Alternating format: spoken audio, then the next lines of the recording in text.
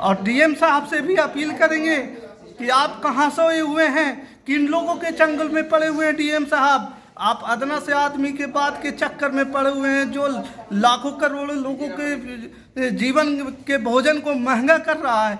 आज जो चावल जो 24 रुपये किलो बिकता था, 22 रुपये किलो बिकता था, आज 32 रुपये 30 रुपये किलो हो गया है मार्केट में। ये चावल महंगा होने के पीछे का कारण कोई और नहीं है, यही सब लोग हैं। अब हम कितना बोलें, एक गरीब आदमी कमाता है 100 रुपया 50 रुपया, कैसे खाएगा वो?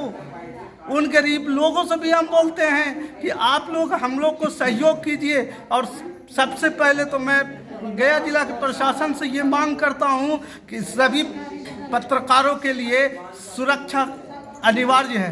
प्रथम दृष्टिया में सुरक्षा होना चाहिए। अगर आप पत्रकारों को सुरक्षा नहीं देंगे तो पत्रकार जो है मजबूर हो जाएंगे बंदूक उठाने के लिए। कलम भी एक हाथ में कलम रखेंगे तो दूसरे हाथ में बंदूक भी रखेंगे। कमज़ोर मत समझिए डीएम साहब और एसएसपी साहब।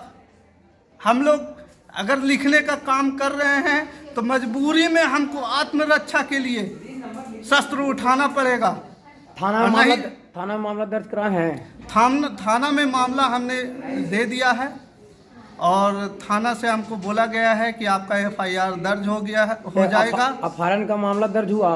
अब अपहरण का भी मामला हम उसमें दिए हैं। हमारे साथ सोना का चैन छीना वो भी दिए हैं, माइक तोड़ा है वो भी दिए हैं, पैसा छीना है वो भी दिए हैं, मोबाइल छीना है वो भी दिए हैं। और सेम काम जो है मेरे जो जनजोश के रिपोर्टर शिव प्रसाद दास है उसके साथ भी हुआ है। पर मेरा नाम पवन कुमार चंचल हुआ, मैं जनजोश का मुख्य संपादक हूँ। ये है कि सबसे पहले गया जिला में पत्रकार बहुत असहाय है। पत्रकारों को पहले सुरक्षा मिलना चाहिए, पहली प्राथमिकता पे प्रशासन को इसकी ध्यान देना चाहिए। दूसरी बात, इससे पूर्व में भी बोधगया में पत्रकारों पर हमला हुआ था, उस पर भी जानलेवा, वो भी सरकारी कार्यालय में हमला हुआ था। आए दिन मतलब कि इस तरह की घटना जो हो रहा है इसमें भी उन्हीं लोग के आदमी इन्वॉल्व हैं। ये नहीं है कि ये दूसरे गैंग के लोग हैं, ये सारे एक ही गैंग के लोग हैं और एक ही गैंग के लोग इन्वॉल्व होकर के हर जगह पे पत्रकारों को जो है हमला करने में लगे हुए हैं। पत्रकारों के ऊपर मारपीट करने, जानलेवा हमला हुआ, उनके ऊपर भी कोई कार्रवाई अभी तक नहीं हुआ है। और हम ये चाह रहे हैं कि सरकार, और ये जो है पत्रकारों का ऊपर हमला नहीं है, ये जोरदार तमाचा है प्रशासन के ऊपर, एसएसपी के ऊपर, डीएम के ऊपर, सीएम के ऊपर, डिप्टी सीएम के ऊपर, बिहार सरकार के ऊपर, और ये संविधान के ऊपर प्रहार किया गया है। एक अदना सा मिल चलाने वाला आदमी गया जिला का मिल का बादशाह बना हुआ है, राइस का किंग बना हुआ है, और पूरे जो है एफसीआई गोदाम का हेरा फेरी मामला कर रहा है। चाहे माल एफसीआई में जाने से लेकर हो, चाहे आने से लेकर आने तक का हो, एक ही माल जो है बार बार टर्न अप हो रहा है वहाँ पे। तो ये जो है एक अदना सा मिल मालिक इतना बड़ा करोड़ों रुपया का घोटाला कर रहा है, और इसमें कौन कौन मिली भगत ये तो जांचों उपरांत ही सामने आएगा।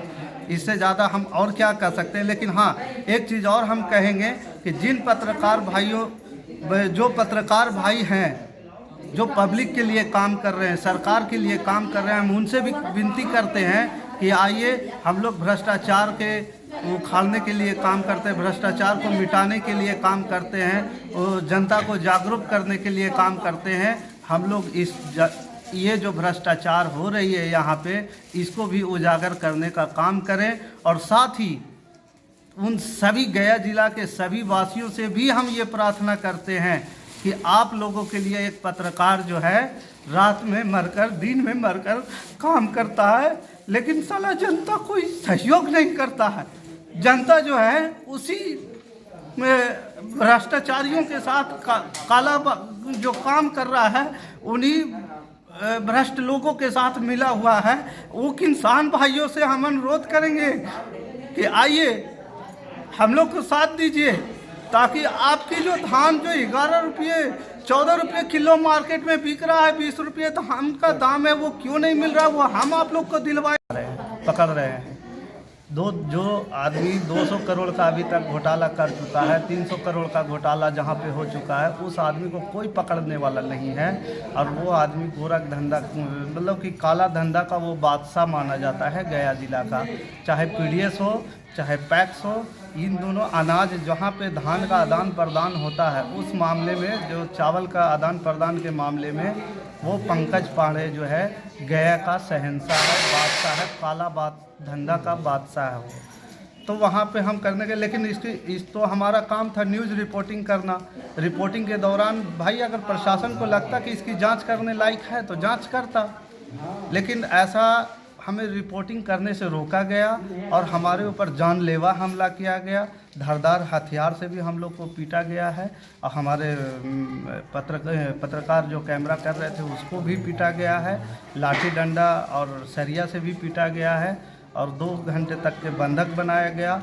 और उनका डिमांड था कि आप 5 लाख रुपया दोगे तब हम जा कर के छोड़ेंगे। लेकिन हमारे जो शिव प्रसाद दास जो पत्रकार हैं वो अनुसूचित जाति से हैं, तो उनको बिनेवापुरी के लोगों को कुछ खबर पता चला, तो वहाँ पे सतीश दास विधायक आया हुआ था।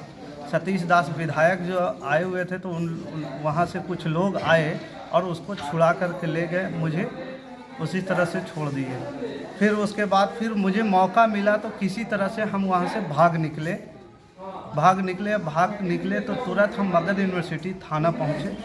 वहाँ पे गए तो थाना से जो है इंजरी मुझे काट करके दिया गया कि आप पहले जाइए इलाज करवाइए। तो हम पीएचसी हॉस्पिटल बोधगया गए, सरकारी अस्पताल में। वहाँ सरकारी अस्पताल से मुझे फर्स्ट एड का ट्रीटमेंट दिया गया, टैबलेट दिया गया, 2 या 3 इंजेक्शन दिया गया। इंजेक्शन देने के बाद मुझे रेफ़र कर दिया गया कि आप मगध मेडिकल चले जाइए। जब हम यहाँ आए तो यहाँ पे एक्सरे वगैरह हुआ और पूरी बॉडी चाहते ये हैं कि पत्रकारों के सबसे पहले आए दिन घटना हो रहा है 8 महीनों 8